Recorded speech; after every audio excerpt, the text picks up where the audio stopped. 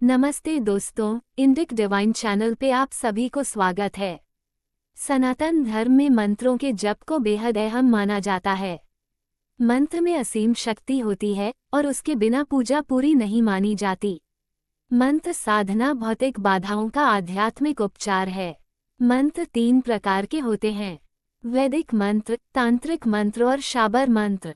और आज हम आपको इस वीडियो में इन तीनों प्रकार के मंत्र के बारे में बताने जा रहे हैं। सनातन संस्कृति के धर्मशास्त्रों में वैदिक मंत्रों का काफी गुणगान किया गया है। मंत्रों को देववाणी बताकर उनके जाप से जीवन के उत्थान की बात कही गई है। शास्त्रों में कहा गया है कि मनः तारयति इति मंत्रा, अर्थात मंत्रों में वह शक्ति होती है कि वो मानव को तार देते हैं। हर देवी देवता के अपने मंत्र होते हैं और उनके स्मरण मात्र से मानव के उन्नति और उसकी सफलता के द्वार खुलते हैं। मंत्र की यदि धार्मिक कर्मकांड में बात की जाए तो सबसे पहले वैदिक मंत्रों की बात होती है। मान्यता है कि वैदिक मंत्रों को सिद्ध करने में काफी समय लगता है, लेकिन वैदिक मंत्रों की सबसे बड़ी विशेषता यह है कि यदि उनको एक बार सिद्ध कर लिया जाए तो वे फिर कभी भी नष्ट नहीं होते हैं। मानव जीवन में उनका प्रभाव सदैव बना रहता है। जिस किसी भी मनुष्य ने अपनी मनोकामना की पूर्ति के लिए वैदिक मंत्रों को सिद्ध कर लिया है तो उसकी जिंदगी में उस मंत्र का प्रभाव हमेशा बना रहता है।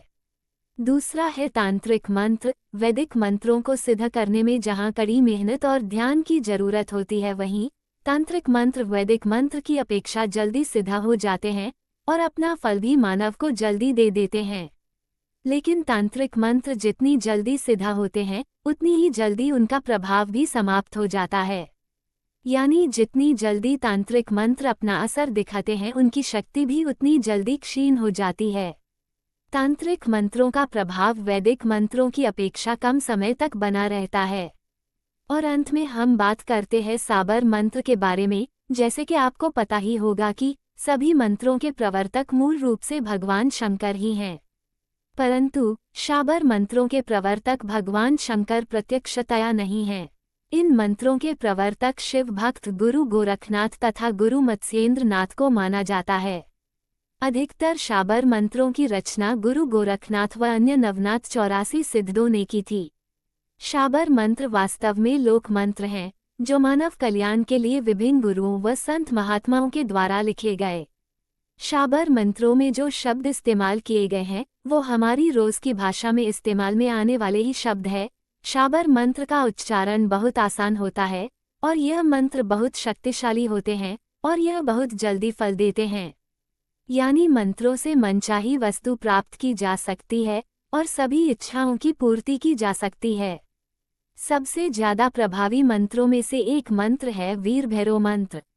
इसके जप से बहुत जल्दी शुभ फल प्राप्त हो सकते हैं। इसके नियमित जप से पूर्वाभास हो सकता है। वैदिक और तांत्रिक दोनों मंत्रों से शाबर मंत्र अलग होते हैं। शाबर मंत्र बहुत जल्द सिद्ध हो जाते हैं, यानी वह जातक को अपना प्रभाव जल्द देते हैं। ये मंत्र शीघ्र सिद्ध होते हैं, इसलिए इनका प्रभाव भी ज्यादा देर तक नहीं रहता है। यह मंत्र जटिल और क्लिष्ट भाषा से अलग, सरल और अपनी ही एक विशेष शैली में होते हैं। यह न दोहे हैं, न चौपाई हैं, न मंत्र हैं, न स्तुति है, न स्रोत है, न सोरठा है और न ही गीत कविता आदि। इनकी भाषा ठेठ देहाती और प्रांतीय है।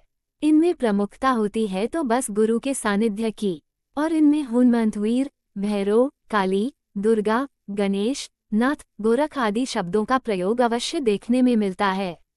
देवी देवताओं के साथ साथ गोरखनाथ, महेंद्रनाथ, चौरंगीनाथ, जमलधरनाथ, भरथरीनाथ, सुलेमान, पीर पैगंबर आदि की शक्ति समाहित हो जाती है, ऐसा वर्णन मिलता है शाबर तंत्र में। देखा जाए तो शाबर मंत्र सौगंध, कसम आदि जैसे शब्दों का ही प्रारूप हैं। शाबर मंत्रों में भी शपथ दिलवाई जाती हैं, परंतु अंतर यह होता है कि यहाँ आदेश भी होता है और अधिकार भी। आन और शान तथा श्रद्धा और आदेश अर्थात धमकी अथवा बलात् अपने इष्ट कार्य की सिद्धि के लिए याचक बनकर और कहीं अधिकार स्वरूप मंत्रों से याचना करी जाती है।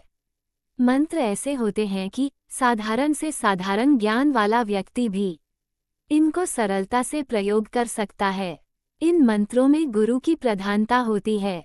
दोस्तों, मन का तंत्र अर्थात मंत्र को सिद्ध करने के लिए पवित्रता और मंत्र के नियमों का पालन तो करना जरूरी ही है। साथ ही ये समझना भी जरूरी है कि मंत्र को सिद्ध करने का विज्ञान क्या है। मन को एक तंत्र में लाना ही मंत्र होता है। आपके मन में एक साथ 1000 विचार चल रहे हैं, तो उन सभी को समाप्त करके मात्र एक विचार को ही स्थापित करना ही मंत्र का लक्ष्य होता है। ये लक्ष्य प्राप्त करने के बाद आपका दिमाग एक आयामी और सही दिशा में गति करने वाला होगा। जब ऐसा हो जाता है तो कहते हैं कि मंत्र सिद्ध हो गया। ऐसा मंत्र को लगातार जपते रहने से होता है। यदि आपका ध्यान इधर उधर भटक रहा है तो फिर मंत्र को सिद्ध होने में भी विलंब होगा। कहते हैं कि करत करत अभ्यास से जडमति होत सुजान, रसरी आवत जात से सिल पर पड़त निशान। इसी तरह लगातार जप का अभ्यास करते रहने से आपके चित्त में वह मंत्र इस कदर जम जाता है कि फिर नींद में भी वह चलता रहता है और अंततः एक दिन वह मंत्र सिद्ध हो जाता है। दरअसल मन जब मंत्र के अधीन हो जाता है तब वह सिद्ध होने लगता है। आज की जानकारी यही तक। वीडियो अगर आपको अच्छी लगी हो तो एक लाइक करके चैनल को सब्सक्राइब कर लीजिए। धन्यवाद।